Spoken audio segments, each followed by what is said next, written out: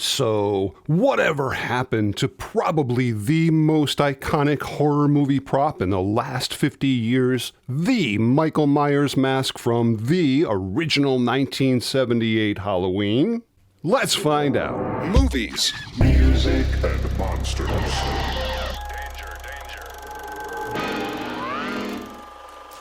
Hey guys, Dan Monroe here talking about movies, music, and monsters. Now, yeah, I know there's already a ton of other videos out there all about this subject, but I thought I might just do one with my own particular spin on it since Halloween is fast approaching. So, grab your favorite butcher knife, an old Captain Kirk Star Trek mask, and a bucket of stale popcorn, and let's dive in. Without question, this is probably my personal favorite Halloween icon, Michael Myers, only because as a kid he truly scared the crap out of me, because unlike Freddy Krueger, King Kong, Pumpkinhead, Pinhead, those were all cool, but they were monsters that I knew couldn't and didn't exist.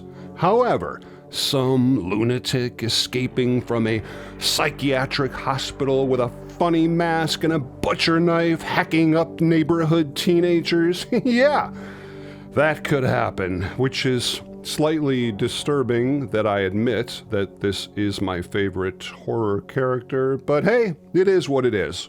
I do have a pretty cool collection of Halloween masks and memorabilia.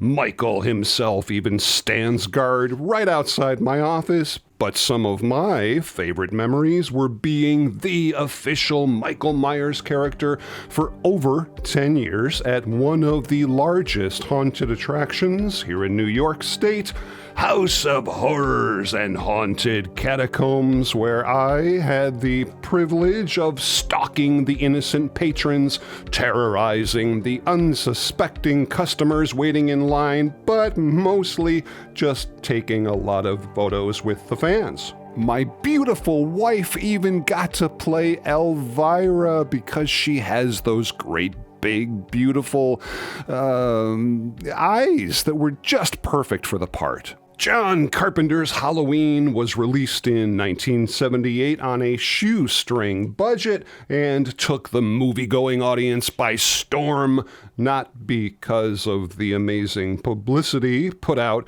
by the Hollywood studios, quite the contrary, but simple word of mouth. One person told another person who told somebody else, and before you knew it, there were lines around the block with people literally losing their minds inside little theaters all across America as the birth of Michael Myers began its historic legacy and incredibly long franchise. He has the blackest eyes, the devil's eyes. Now, what a lot of people may or may not already know, there was not one, but 3 different hero masks used for the production of Halloween.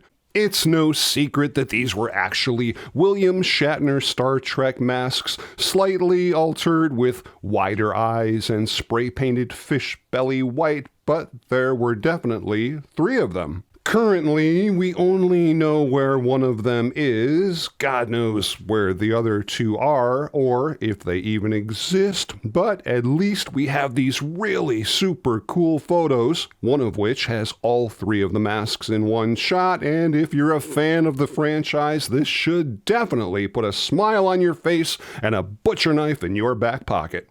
Superfan YouTuber Sean Clark did mention a while back that he might have a lead on someone who possibly has one of the other 2 masks, but so far nobody's spilling the beans, so for today let's just focus on the one we do know about. Now, after production of Halloween wrapped, there was, at the time, absolutely no intention whatsoever of a Halloween 2. So, the mask spent a few months at Nick Castle's house on the mantle above the fireplace. Nick Castle being the primary guy who wore the mask in Halloween, although other people wore it as well. It's complicated.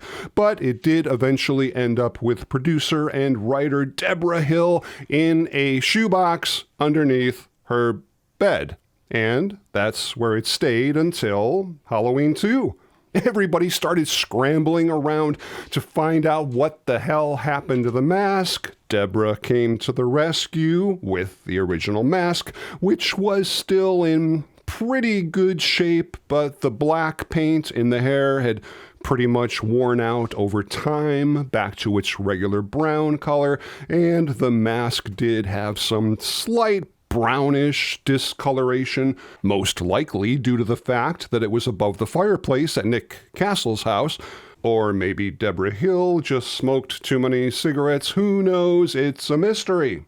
So, as production on Halloween 2 began, we now had a brand new actor donning the iconic mask, this time stuntman Dick Warlock, who had a much wider head than Nick Castle, and it kind of gave Michael Myers a very distinct and different look than how he appeared in Halloween 1.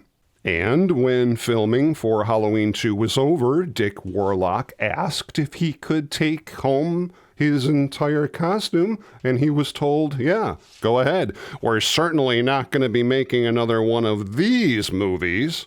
Ha! Little did they know. I really don't understand why, but for some reason, none of the other Halloween movies were even remotely able to duplicate the look of the first iconic mask. I mean, come on, look at this. These guys weren't even trying. Actually, rumor has it that William Shatner caught wind of the fact that this mask originated with his face without him actually getting paid, and, well, you can imagine that he beamed in rather quickly to put an end to that, so rumor has it. Dick Warlock just basically kept the entire costume, including the mask, for years, and he was really proud of it and would occasionally let it out to make a few public appearances now and again, like here at the 1996 Fangoria's Weekend of Horror in Los Angeles, where superfan Sean Clark got a chance to take some amazing video up close and personal with this iconic piece. Then, in 2003, a gentleman named Mark Roberts, who was running several haunted attractions at the time, booked Dick Warlock to come out to his haunt, and was told that Dick was not only available to appear, but had all his original Halloween memorabilia still in his possession. Well, Mark offered to buy the costume from Dick. Dick was willing to sell it, and that, as they say, was that. He got the original Halloween 2 jumpsuit, the boots, a scalpel, the famous Elrod butcher knife, and, of course, the iconic Michael Myers mask. Now, as you can see at this point in the early 2000s, the mask has definitely seen better days, but doesn't look too bad. So, what does it look like today? Well, it ain't great, but here it is. On one hand, it's easy to say, holy crap, the thing looks terrible, but on the flip side, it's more important to say, holy crap, it's amazing this still exists. These photos are even now a few years old, so I'm not entirely sure what it looks like today in 2024, but I can only wish and hope that maybe someday what's left of this incredible mask will eventually either be restored to its former glory, if possible, or at least preserved in a way that future deterioration can be reduced. And hopefully it will remain with us for many more Halloween seasons to come. Now, there are a ton of fan-produced Halloween masks out there by some really talented people. Trick or Treat Studios has a pretty good-looking line of official Halloween masks. But if you are a die-hard collector, there's only one guy to go to. in my opinion, the #1 expert on all things Michael Myers masks, Nick Mulpagano. This guy is not only a brilliant artist who literally sculpts his own masks by hand, but has a wide range of masks available. Just incredible work. So if any of you guys want, in my opinion, the ultimate Michael Myers mask, check this guy out. Links in the description.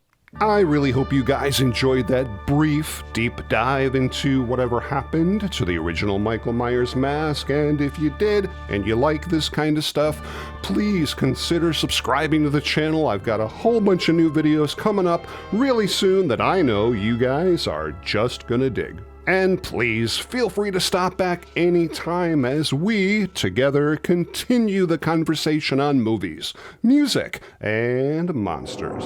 Movies, music, and monsters.